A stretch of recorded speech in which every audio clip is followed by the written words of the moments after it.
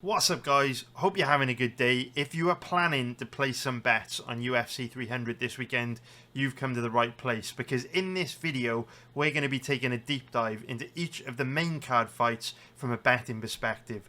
Hopefully you'll be able to use the information in this video to make better betting decisions, maybe even earn some extra cash. As you've probably seen from the thumbnail, I am going to be betting Hill and Tsarukyan and Hill this weekend, so we'll be going into a lot of depth on the reasons why. And if you like these breakdown videos for all of the main card fights, don't forget that you can find breakdown videos for every single fight on every single UFC card over on my website, MMABettingTips.com. The website's currently under redevelopment, so you'll see some pages at the moment with some placeholder content, but all aspects of the website still work as they should. You can still join our Discord channel. I'll leave a link below if you'd like to sign up and check out my breakdown videos for all the other fights on this card. Also, if you do watch every UFC event live, you might get a lot of value out of my live betting service. As you can see, over the last 8 years, we've made a profit most months, and live betting on the UFC is my speciality. So if you watch every UFC event live, by joining my live betting group, you get the opportunity to tail my live bets, listen to my alternate fight commentary, learn how to live bet the sport, and be a part of a community where we all work together, support each other, and try and make a profit most weeks. As you can see, we've hit a little bit of a dip recently, and this is nothing new. This is obviously normal in gambling. You can't win all the time. But what is worth paying attention to is that every time in the past where we've had a bit of a dip, we followed that dip up with a very nice winning run. You can see here we did it. Nice winning run here. Nice winning run here. Nice winning run here, here, here, and of course here. So with us having this little dip in recent months, could be a good opportunity, a good time to jump on board. And again, I'll leave a link in the description below if you would like to join and check it out for this weekend. Alright, let's get straight into breaking down the main event on this weekend's card, which is going to be Alex Pereira versus Hill. And I'm going to be betting Hill this weekend. Hill isn't a bet that I feel super confident in. He's not a fighter that I have a high degree of conviction in winning this weekend. But when I look at the odds on Hill and his path to victory, I do think as a slight underdog, he gives us a really good risk to reward ratio. I'm quite surprised that he's not the favourite. And even though I don't feel super confident in him winning, I do think there's a really good margin of value on him winning this weekend. And I do think this is a pretty good stylistic matchup for him for all the reasons we'll describe or we'll go through in this breakdown video. Now, whenever I place a bet on a fight like this, where a lot of people are emotionally invested in it, a lot of people have strong feelings on it, and you know, people are very much torn on how it's going to play out, I do think there's a group of people that assume that if I'm betting a fighter, it means that I'm super confident they're going to win. They have no, you know, I'm kind of ignoring all the risk factors that are present with betting the fighter, and that, I have like a super high degree of confidence they're going to win. That's not the case. The fundamental reason why I'm betting Hill this weekend is because when I take a look at his odds, we can see he's currently around an average of 2.10, which is plus 110 for an implied probability of 48%. I think, based on all the things that I'm going to talk about in this breakdown, it's more than fair to cap Hill at that 60% to 65% range. Like I said earlier, I'm quite surprised that Hill isn't the favourite this weekend. And so as a result, there's quite a good margin of value in the odds. The implied probability on Hill's odds is currently just 48%. I personally cap him at a minimum of 60%, which means it's a really good value bet. I like it a lot. Personally, if I were capping this fight, I would have Hill more in that 1.6, 1.65 range, which would be about minus 154. That's around about where I would cap Hill. So I'm quite happy to take a gamble on him at these odds. Now, as we'll mention throughout this breakdown, there are several significant risk factors to betting on Hill this weekend, so this certainly isn't a huge bet for me, but it's very difficult for me to pass on him at these odds because I do think he should be favoured in this matchup. On the other side, we've got Alex Pereira, who's around about, I mean, it's quite a big odds spread, but we'll say around about a 1.77 favourite, which is minus 130 for an implied probability of 55%. So let's get into the breakdown. Alex Pereira is 36 years old, 6'4" with an 80-inch reach. Jamal Hill, 32 years old, 6'4" with a 79-inch reach. So we can see both guys are roughly the same, roughly the same size, roughly the same reach. And even though there's not a massive difference in age, I do think that age is quite a big factor in this matchup, because we can see that Pereira is going to be 37 years old in about 3 months' time, which is really, really old for a light heavyweight. He's only had 11 pro fights, but he's obviously had a long career in kickboxing, where he's probably taken, a bunch of damage, bunch of head trauma, had a bunch of injuries. And so even though, ironically, Jamal Hill has more fights than him, we know that he's way younger in his athletic career, hasn't taken anywhere near as much damage, and as a result is likely going to be a lot sharper, a lot more athletic, and a lot more durable than Alex Pereira. So this is one of those matchups where I do feel age is quite a significant factor to take into consideration. 37 years old is really, really old, to be fair. It's very, very old to be competing at the top of any division. And at this age, we'd expect Pereira to be getting worse and worse from fight to fight, whereas Jamal Hill, 32 years old, in his prime, he's going to be getting better and better from fight to fight. So even though there's only, on paper there's not a huge age difference, only like 4 or 5 years, the stages of their careers that these fighters are in means that I do think age is very significant.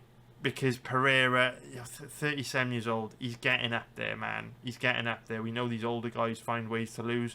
Jamal Hill's faster, sharper, more athletic, and probably more durable at this stage in his career as well. So a major X factor to talk about in this fight, though, is that Jamal Hill is obviously coming back after having pretty significant injury. He's injured his Achilles. And this is a massive risk factor with betting Hill, because of course Hill is a guy that uses a lot of footwork, a lot of movement, he throws a lot of kicks. And also, Alex Pereira, one of his biggest weapons are his leg kicks. He's absolutely devastating with them.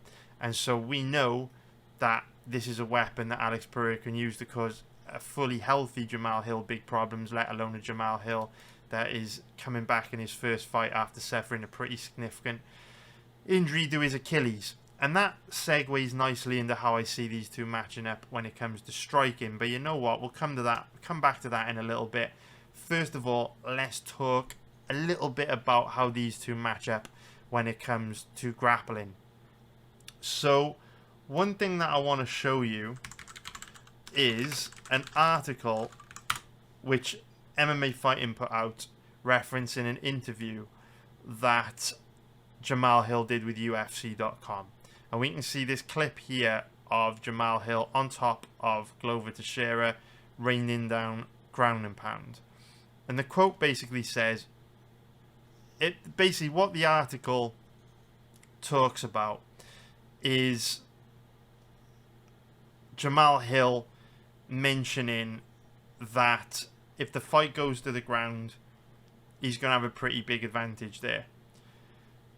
He's talking about how guys such as Jiri Prohaska, Jan Blachowicz have got Alex Pereira down on the ground, put him in some bad positions, but haven't really made him pay for it, and how they've just laid on top of him.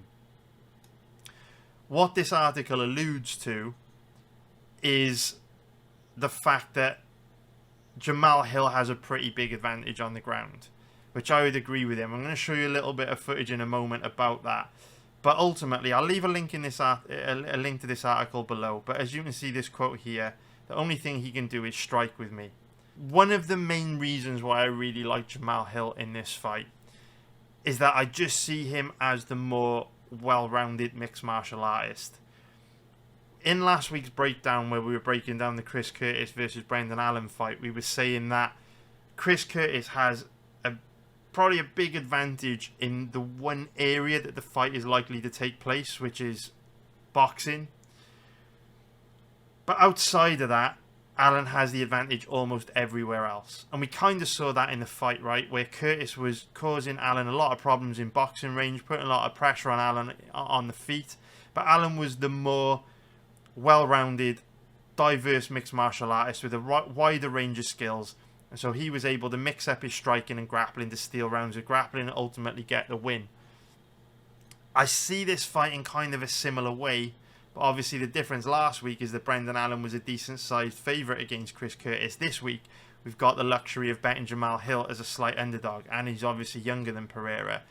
This is one of those matchups where if we're looking at just pure striking, pure boxing,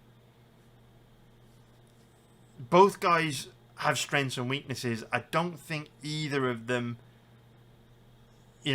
have huge advantage over the other. I think they both do things better than the other. Pereira's leg kicks better than Hill's, but then Hill, the way he uses his length, he's probably got more, he's a more dynamic boxer than Pereira. We'll go into all that in a moment, but point being, I just feel Hill is the more complete fighter. And this article for me was really notable to me because what we do know about Jamal Hill is that he's extremely tough, extremely durable. The guy's an absolute dog.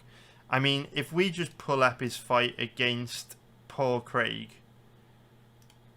many people will see him losing to Paul Craig as a negative because Paul Craig is a relatively low-level fighter. But what I actually saw from Jamal Hill was a huge positive in this fight, because what we can see in this matchup is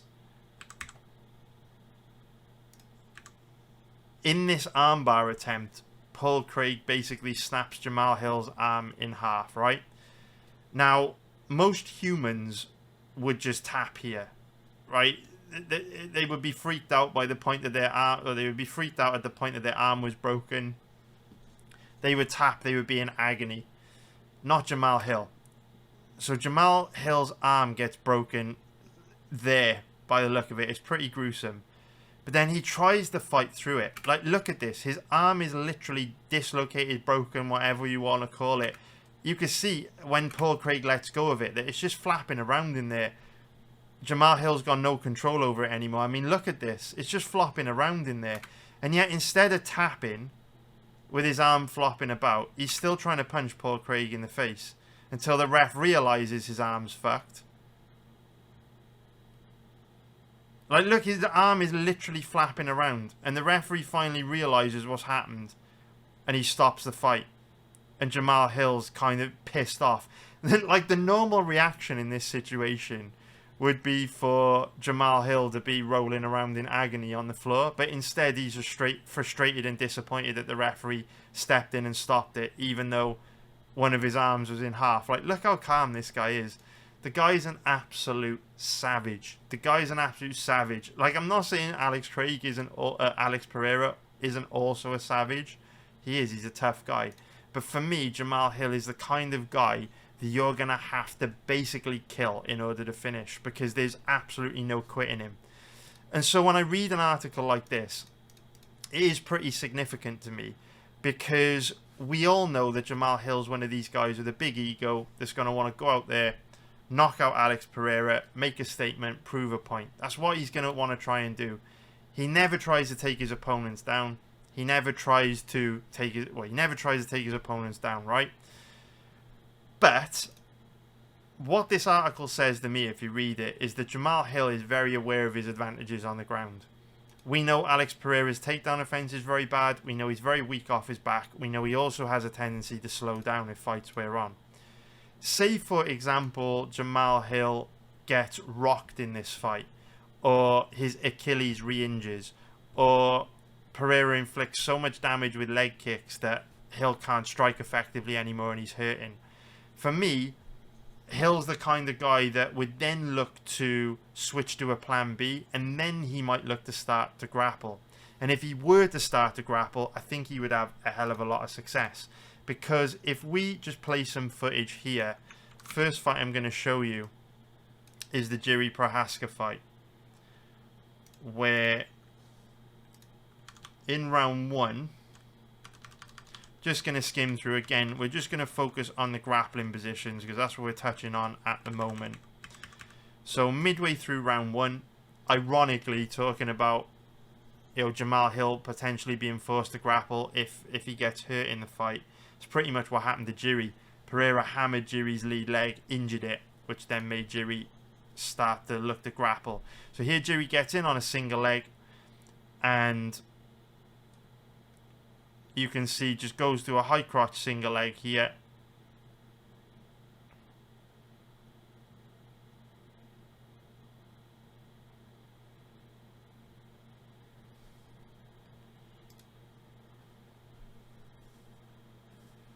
And you can see easily gets it. Pereira's takedown defense looking really bad, right?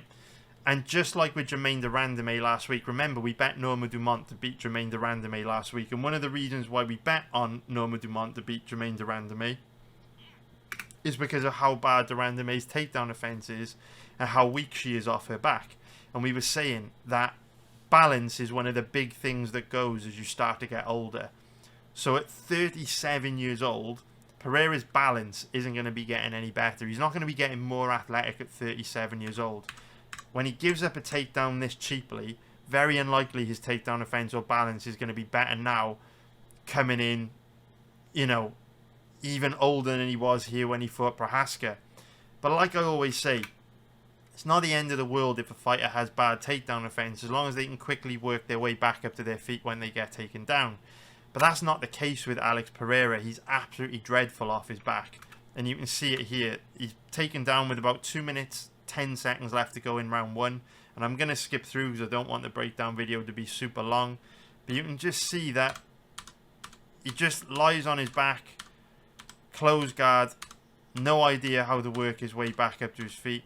And Jiri just easily holds him down, for almost 2 full minutes before eventually Pereira pops back up. But for me, that's just an example of how it's just a weakness in Pereira that Hill can potentially exploit. And what's huge about this is that Pereira is also a guy that appears to get very, very tired if you force him to grapple just a little bit. And the best illustration of this is the Jan Blachowicz fight, where in the second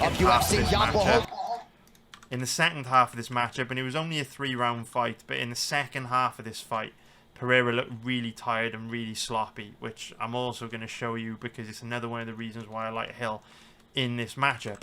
So anyway, Jan Blachowicz, 40 years old, not the best offensive wrestler. We're just going to show a little bit of footage here. So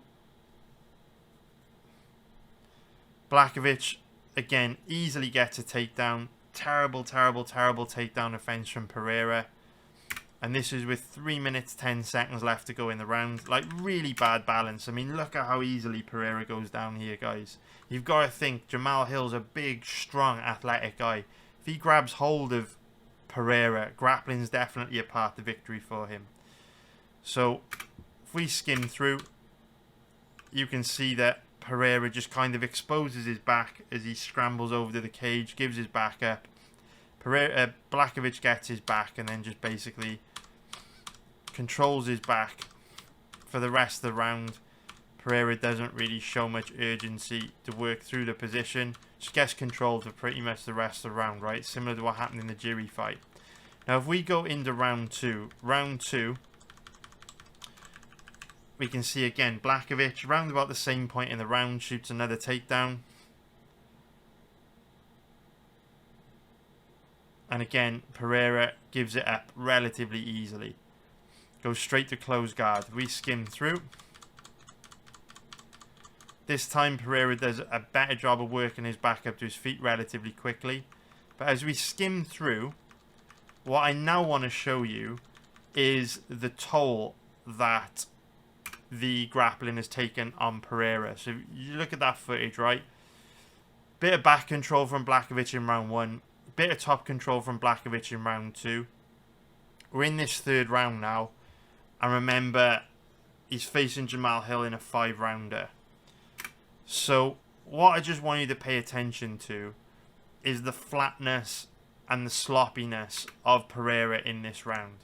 So what you'll notice about Pereira early in fights is he's got fast hands, big power, he's explosive.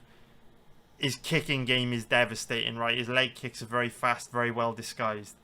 But if you wear him out a little bit, if you make him grapple a bit, if you beat him up in the clinch a bit, he becomes much sloppier. And this is one of the main reasons why I like Jamahal Hill in this matchup, because we know Jamahal Hill's an absolute cardio machine, right? Even if Hill were to struggle in the first 2 rounds of this fight, so long as he can make Pereira work hard in rounds 1 and 2, with how sloppy Pereira looked in this 3rd round against Blachowicz, I think it would be pretty difficult for Pereira to win the 3rd, the 4th and the 5th rounds against Jamahal Hill. And just take a look at what I mean here, just the sloppiness of Pereira. Pay attention to his hand speed as well. Like and the sharpness of his kicks. Like early in fights, you know, these kicks have got a lot of snap, a lot of power, a lot of impactfulness on them. But at this stage in the fight, round 3, Pereira's more so just touching Blachowicz. He's slowed down a lot.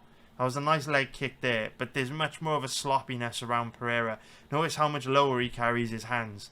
Like, can you see how sloppy he is in these exchanges? And this is a 40-year-old Blachowicz stood right in front of him. The low kicks are still very, very nice, and we'll talk about them when we move on to striking, like properly breaking down striking.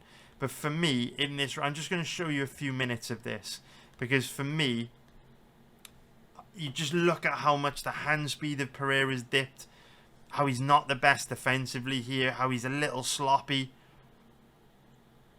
And what's also quite notable is he doesn't throw with that much volume. Like, look at just the sloppiness in positions like that. Now imagine him in there against someone as fast and dynamic and as explosive and athletic as Jamahal Hill. I mean, this is a 40-year-old Blachowicz that's blitzing forward and catching him with these combinations. So a whole new level of risk when you're facing someone like Jamahal Hill. Like I say, the low kicks of Pereira are still nasty, still devastating. But his boxing, not so much. Very slow hand speed, sloppy in the exchanges. Doesn't throw in much volume. Just not that impressed. And remember, this is a 5-round fight against Jamahal Hill. So, like I say, I don't want to make the breakdown way longer than it needs to be. Don't know how much footage I need to play to make my point. Hopefully you can see it here yourselves.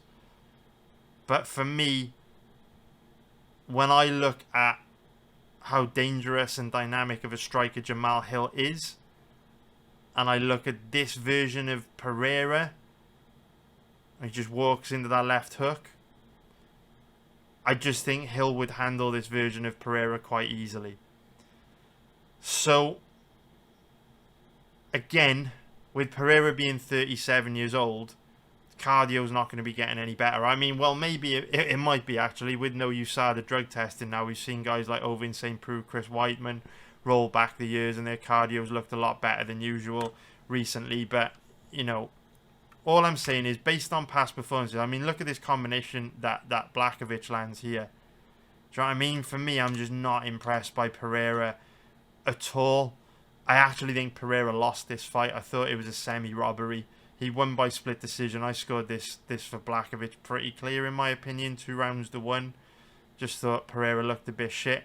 I look at the body language, tired body language from Pereira. She doesn't look dangerous at all here for me. I think I've made my point.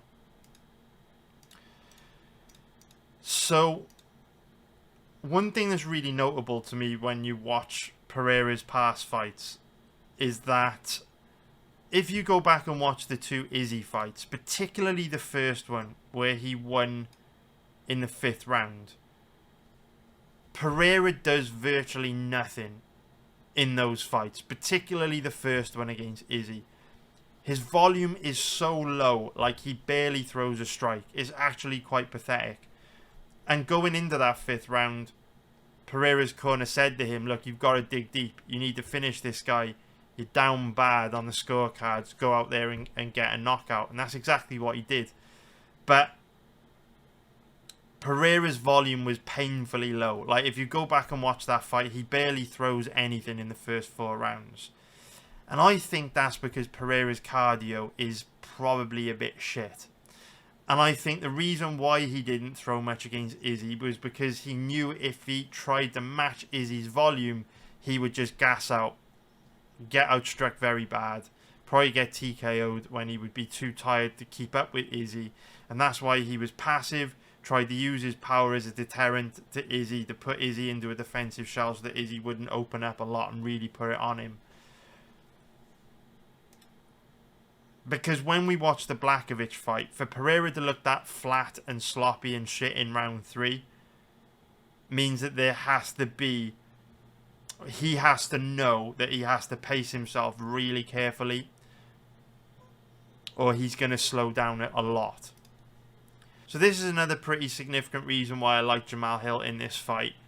Because we know he fights at a high pace. We know he's got great cardio. We know that he tends to sprint and force his opponents to engage and work very, very hard from the first second.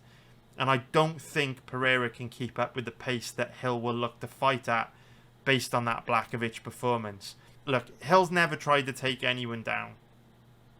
So he probably isn't going to try and grapple with Alex Pereira this weekend. But the same point still stands. If you make Pereira work hard in a 5-rounder, I think he's going to slow down a lot around about the 3rd round.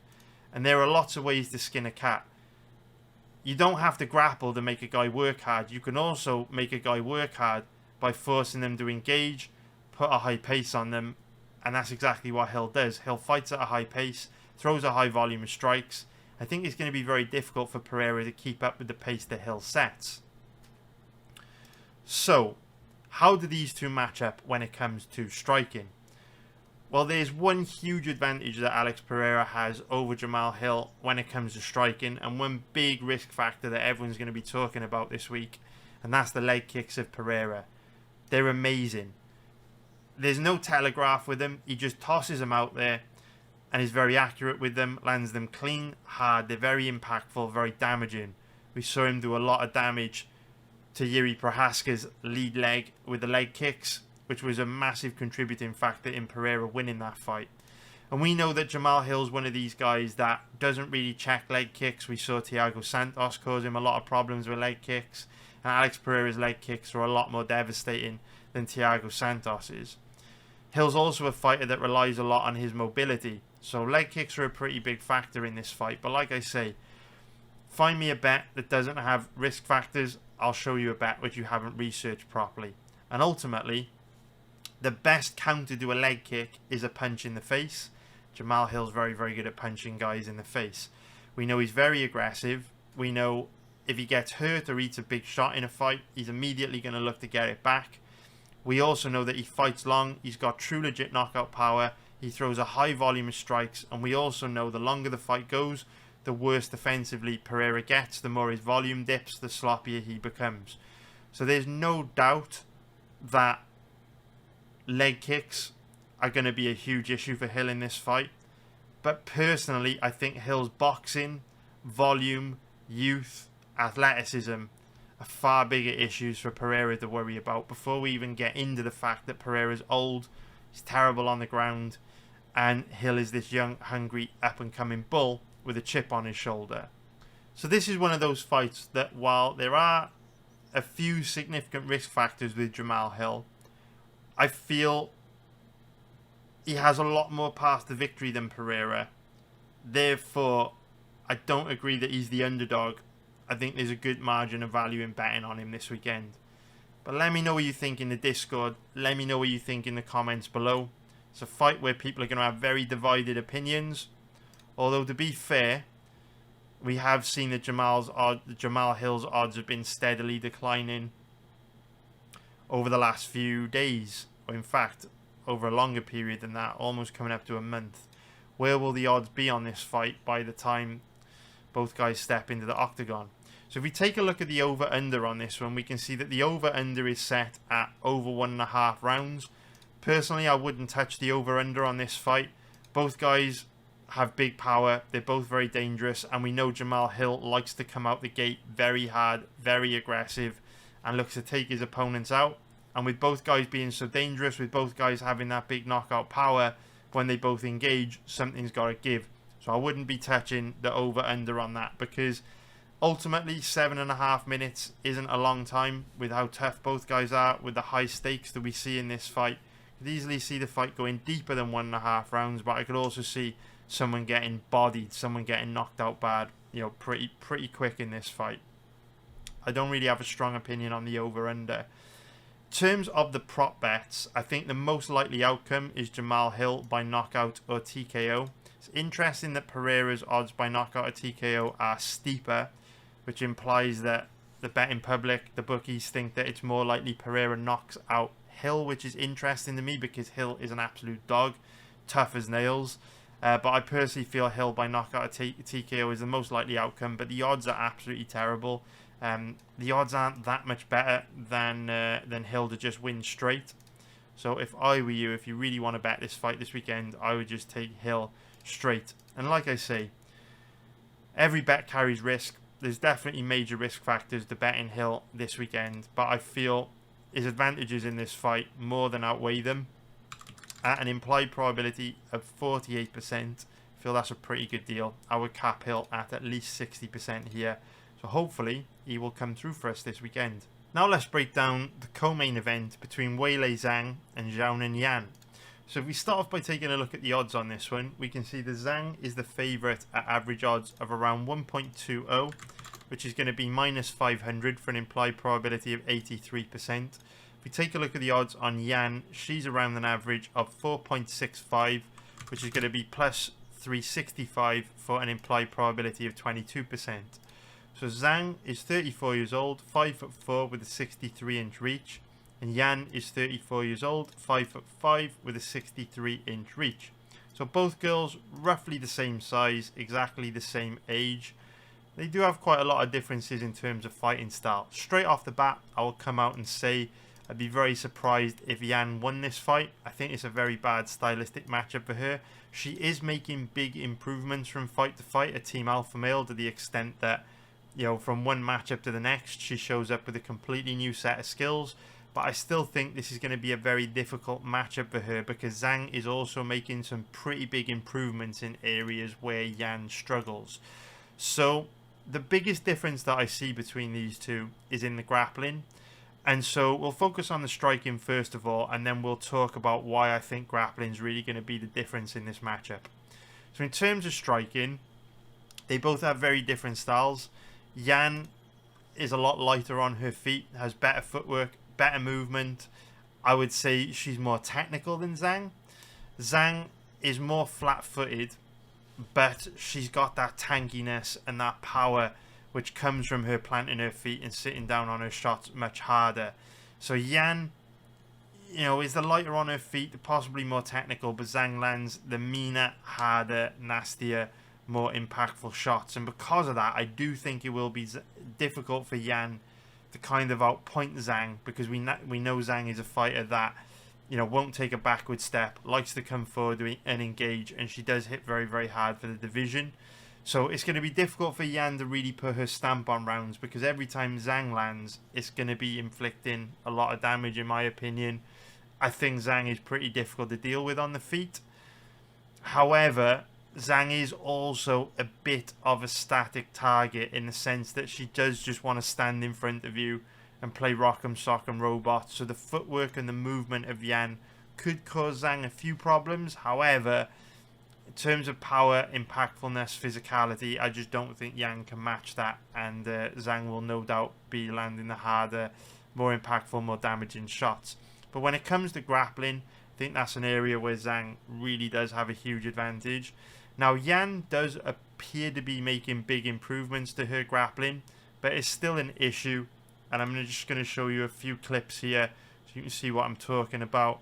So obviously, we all remember how bad Yan looked went out there and took out a lady that the Carla Esparza fight, and she definitely has improved since this fight, but I would just question to what extent has she improved. Has she improved enough to deal with the level of grappling that Zhang is bringing to the table?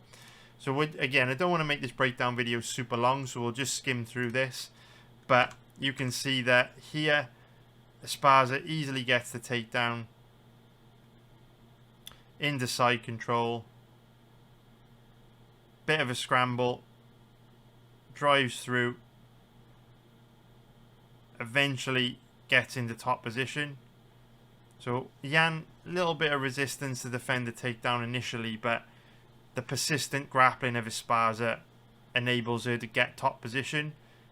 And then from there, you can just see the Yan very, very weak off her back.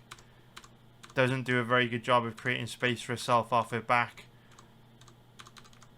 And just spends a long time being held down easily by Carla without really coming close to getting back up. And that was the whole of the first round. If we go into round 2, Carla having so much success on the ground in round 1, catches a kick, turns it into another takedown, gets to work again from top position, and just dominates again from top position. Yan looks very weak off her back, takes a lot of damage, ends up in the crucifix position where she can't defend herself. Carla gets a stoppage. So for me, Yan just looks very, very low level on the ground there. Now, fast forward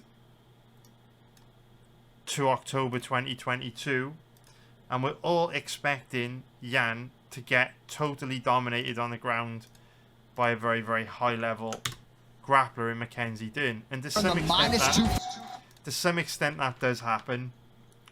But Dern obviously isn't as good of an offensive wrestler as Carla is. Therefore, she struggles to get Yan down as easily as Carla did. So if we just hit play here, though, we can see that there are still issues with Yan's ground game. So again, we're just skimming through. Don't want this breakdown to be super long.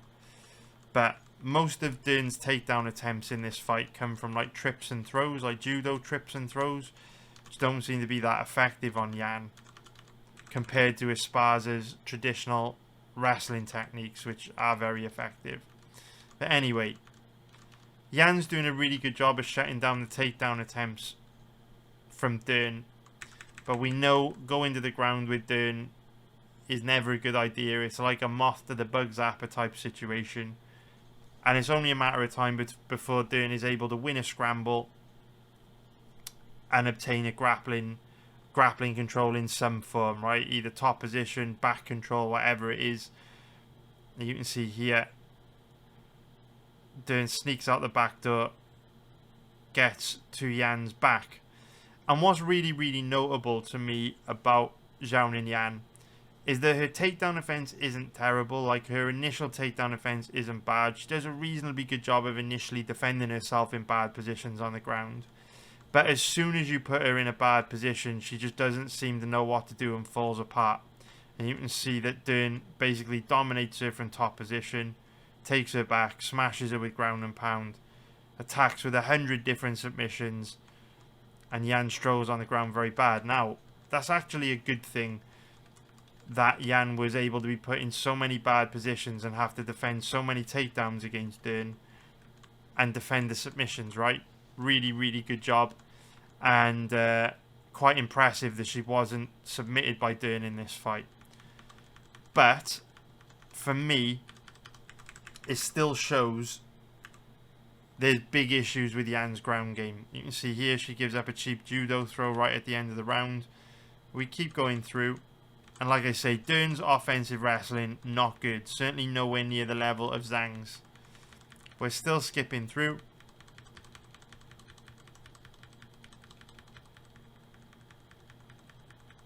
Into round 5. And this is just round 5 where Dern eventually hulks out and drags Yan to the ground in a really strange throw where it's kind of almost like Yan holds on to her. And once again we see Yan on the bottom, Dern on top.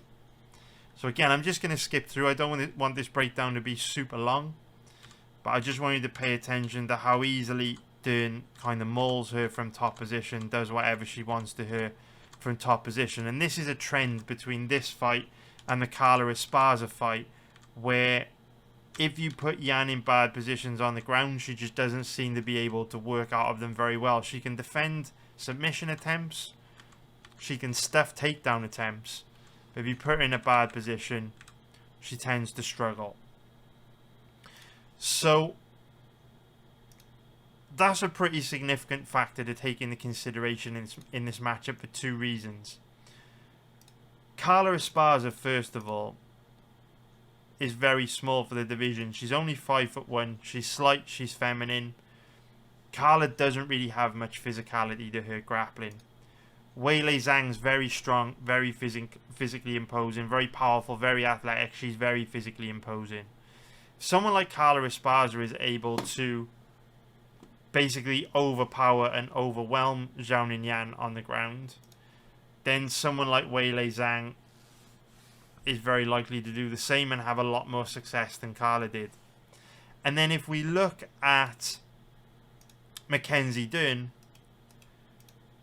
she's on paper the same size as Weili Zhang, but again, there's a big difference in the physicality, the athleticism, the power of both girls. We know Weili Zhang's got that tankiness about her, that strength, that crushing grappling control.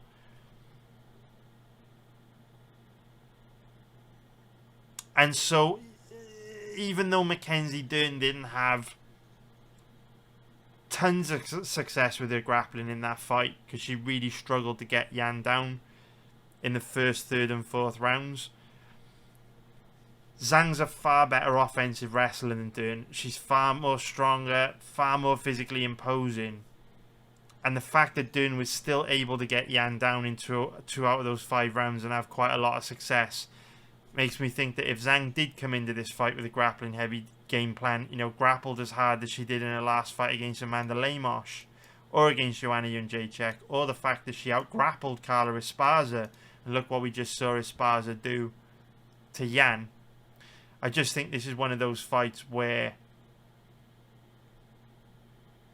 it's going to be very, very, very difficult for Zhang and Yan. Very difficult. I don't see many paths to victory for her other than her showing up with significantly better takedown defense than usual, or Zhang choosing not to grapple. It's just one of those fights which I think is a very bad stylistic matchup for Yan. So, if we take a look at the over-under on this one, I do think it's quite likely that the fight goes deep. Both girls are tough, both girls are well-rounded, and despite Yan finding herself in a bad position against Carla Esparza, she showed in the Dern fight that she isn't easy to get out of there on the ground. She has improved her submission defense a lot. So I do think it's very likely this fight goes deep. The odds kind of reflect that. The over 2.5 rounds is at steep favourite odds.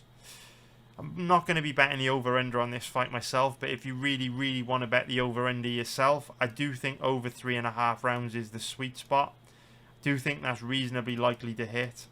And if I were going to bet the over-under on this, I would take the over 3.5 rounds. In terms of the prop bets, I think the most likely outcome is Zhang by decision. Odds are approximately 2.80. But for me, the odds are terrible. They don't get me excited. I don't think you're getting a particularly good deal on them, and so I wouldn't bet that myself. But if you want to sprinkle a little bit of money on this fight, make watching it more interesting, you want to bet a prop, I do think Zhang by decision is the most likely outcome. So I hope you found that useful. Now let's break down the next fight on this card, which is going to be Justin Gaethje versus Max Holloway. So if we start off by taking a look at the odds on this one, we can see that Gaethje is the favourite at average odds of around, you know what, it's quite a big odds spread. Let's refresh, make sure we're getting the latest odds. Okay, quite a big odds spread. We'll say average odds of around 1.60, which is going to be minus 167 for an implied probability of 63%. If we take a look at the odds on Holloway, he's around an average of, say, 2.35, which is going to be plus 135 for an implied probability of 43%. So Justin Gaethje, 35 years old, 5'11", with a 70-inch reach. Holloway, 32 years old, 5'11", with a 69-inch reach. So both guys roughly the same age, roughly the same size. But obviously Holloway is taking this fight at lightweight, and the last time we saw him do that was all the way back in 2019 when he fought Dustin Poirier. And that fight is quite significant in how I view how these two match up from a stylistic point of view. So this is one of those matchups where I don't have a super strong opinion on it, but what we do have is a lot of footage on both guys which enables us to see where the strengths and weaknesses of both guys are, things that they can do to cause their opponents problems, how they match up stylistically, who is more likely to win, and I hope that you're going to find all of this useful. So let's start off by talking about grappling. Personally, I don't think we're going to see any grappling in this fight. Justin Gaethje never tries to take his opponents down, or very, very rarely tries to take his opponents down. And even though Holloway has incorporated more grappling into some of his recent performances, he rarely tries to take guys down. Just like Gaethje, it's very rare you'll see Holloway shoot a takedown. Had a bit of grappling in the Yair Rodriguez fight. But the thing is, Gaethje is a former NCAA Division I level wrestler, so even if Holloway did try to take Gaethje down, I don't think he would have much success with it. For me, it's very, very likely to be a stand-up fight. Now, what we know about these two is they're predominantly boxing-based strikers. You don't tend to see Holloway throw that many kicks. Gaethje obviously does throw kicks. He knocked Dustin Poirier out with a head kick, and one of Gaethje's best weapons are his leg kicks. Now, we spoke a lot about how the leg kicks can cause Jamahal Hill a problem against Alex Pereira, and I think that Holloway is also a guy very susceptible to leg kicks. He's got a predominantly boxing-based stance, stands very heavy on his lead leg, and we've seen Alexander Volkanovski cause Holloway big problems with leg kicks in the past. We know Holloway is one of these tough guys, doesn't really check leg kicks, doesn't really address leg kicks. It's kind of there for his opponents. And Gaethje has some of the best leg kicks in the history of the lightweight division. He might even have the best leg kicks in the history of the lightweight division. He lands mean, hard, nasty, damaging, impactful leg kicks. And just like Alex Pereira, they're very, very difficult to read. He's devastating with them. So leg kicks are something he can do to hurt Holloway bad, really affect his mobility. When I look at these two, for me, it is the power, the damage, the impactfulness of Gaethje versus the volume of Holloway. Holloway throws a higher volume of strikes than Gaethje, particularly in the second half of fights. But Gaethje is the one that can really, really hurt you. So when I look at this fight, for me, Holloway's fight from 2019 against Dustin Poirier is a really significant one to take into consideration. Because even though Holloway has got the wingspan to fight at lightweight, what the fight against Dustin Poirier showed us was that Holloway doesn't have the frame or physicality to compete at lightweight.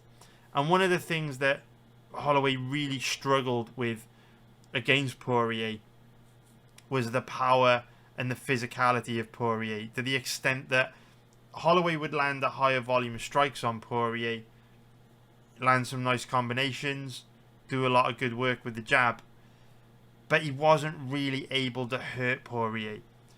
Of course, he had Poirier in trouble a few times in that fight, but if you go back and watch it, you'll see that there's a big difference in what Poirier was able to do to Holloway, sheerly through just being the harder hitter, more physically imposing fighter.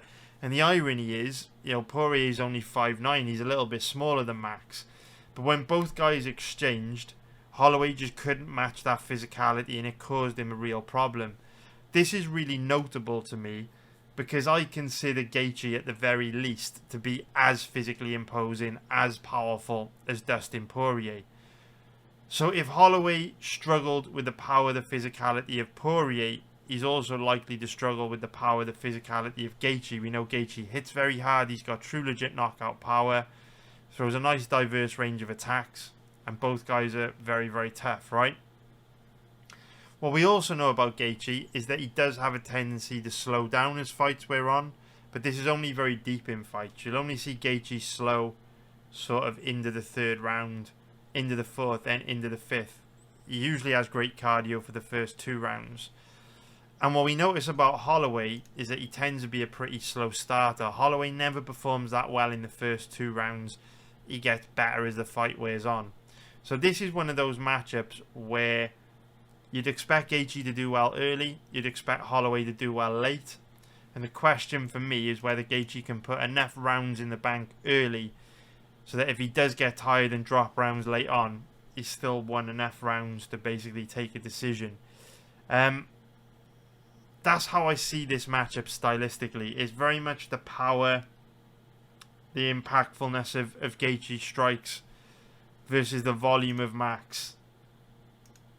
But the thing is, it's not like Gaethje is a very low volume striker like an Alex Pereira.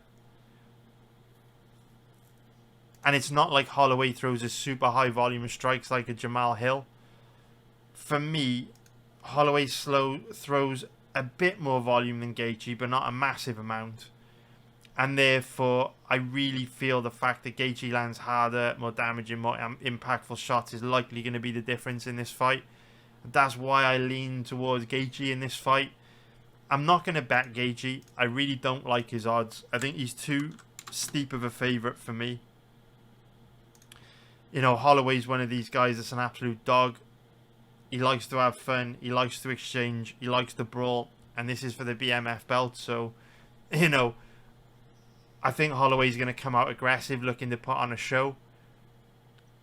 And so if he really does put a high pace on Gaethje early, I think Holloway could perform very well late in the fight. So I don't love the odds on Gaethje. I'm not going to be betting him, but he's definitely my lean. For me, if you want to bet this fight this weekend, I would highly recommend checking out Holloway versus Poirier. Because it's a 5-rounder, and it really illustrates why we have weight classes. And you could see that Holloway just wasn't able to really hurt Poirier in that fight in the same way that he's able to hurt featherweights. And so I really think he's going to struggle with Gaethje just being the bigger, stronger guy.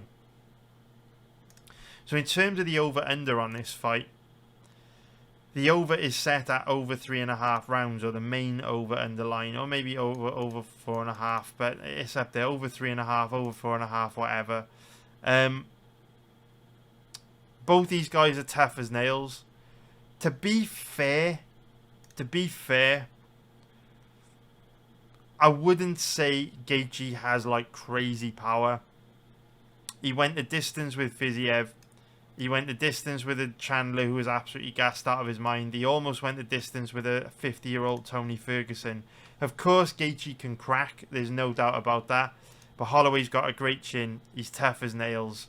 If you look at his record, he's never been knocked out.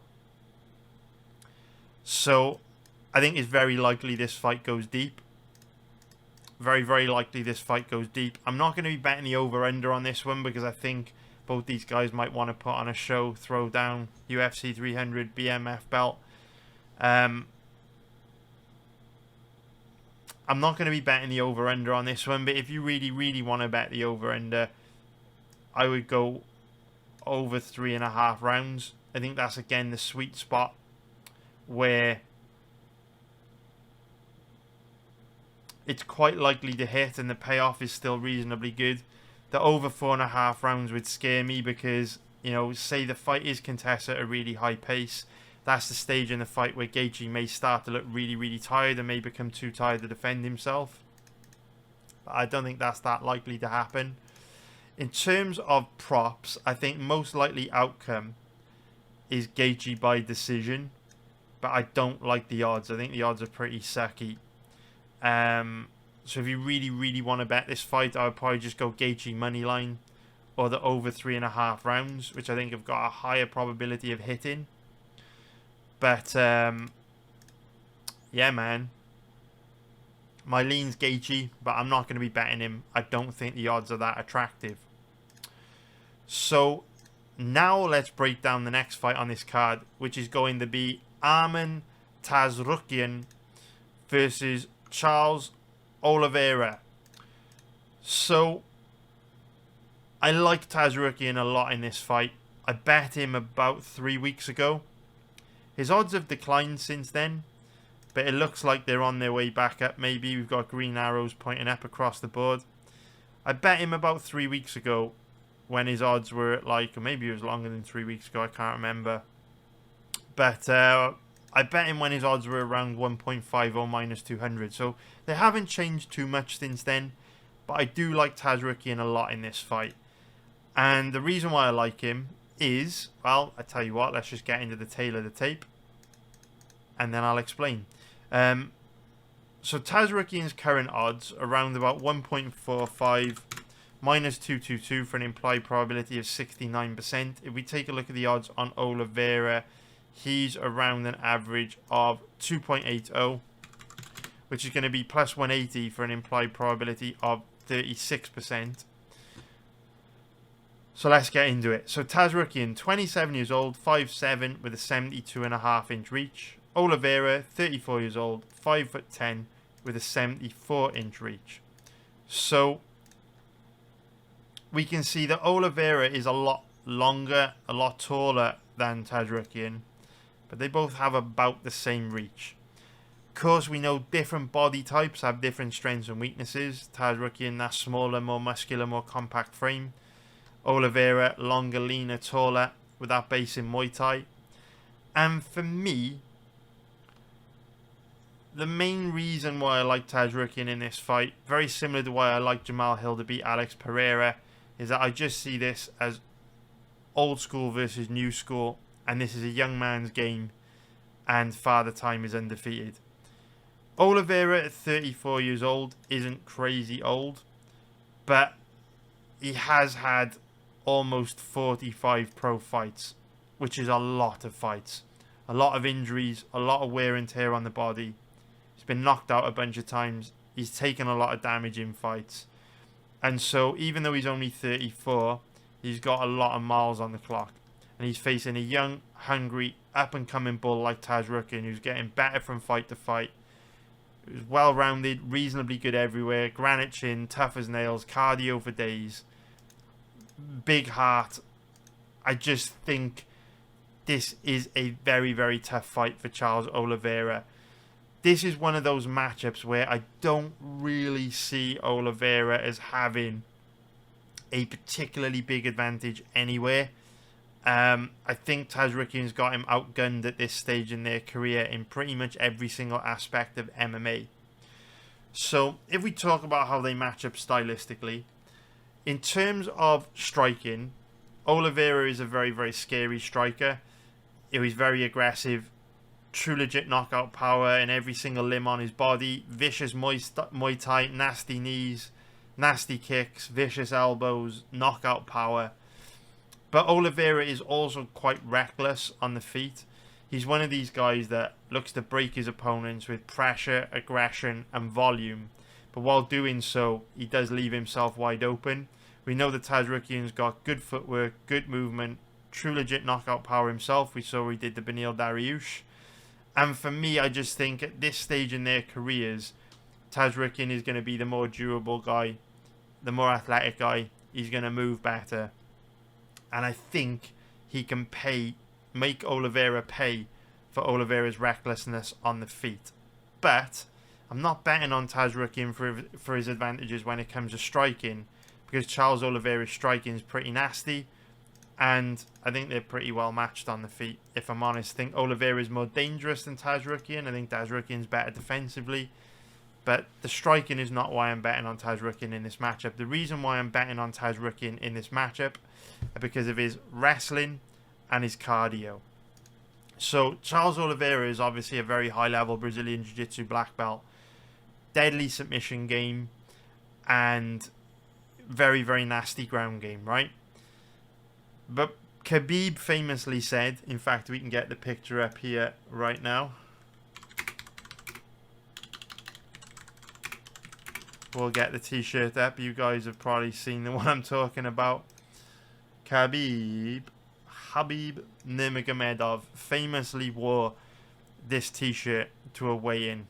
If Sambo was easy, it would be called Jiu-Jitsu. And so Charles Oliveira, very, very high-level Brazilian Jiu-Jitsu black belt, dangerous guillotine, nasty submission game, evil chokes. But generally speaking, when guys like Charles Oliveira face strong grapplers, strong wrestlers, these combat Sambo guys, they struggle very, very badly, because these combat Sambo guys are very, very aware of position and how to obtain positions that take submission attempts away from their opponents. So when you watch Charles Oliveira, what you notice about his ground game is that he's very, very, very dangerous on the ground for a short period of time. So if you go to the ground with him, you know, he's very active off his back, very dangerous with his submission game. If you just weather that storm for a couple of minutes, obtain top position, start beating him up from top position, he very, very quickly wears down and becomes a bit of a pussycat on the ground. I think Tsarukyan has some of the best MMA grappling in the division. I think he's like super high level. You go and watch his fight against Makhachev from several years ago. It shows even back then he was at a very high level. And I just think Tsarukyan's MMA grappling will be too much for Charles Oliveira to handle. I think he'll be able to neutralize the threat of Oliveira's submissions and wear Oliveira down on the ground with grappling control. I just think it's going to be a really, really, really, really difficult fight for Oliveira because of how willing he is to give up takedowns, and how he just basically capitulates on the ground if he gets put in a bad position and just kind of manhandled and out-grappled by a guy that really understands position. I basically think Tsarukyan can do something very similar to Oliveira than what Islam Makhachev did. And I do think it's a pretty good stylistic matchup for Tsarukyan. So I'm betting him this weekend. Now, in terms of the over-under on this one, we can see that the over 1.5 rounds is the main over-under line set in the even money odds range.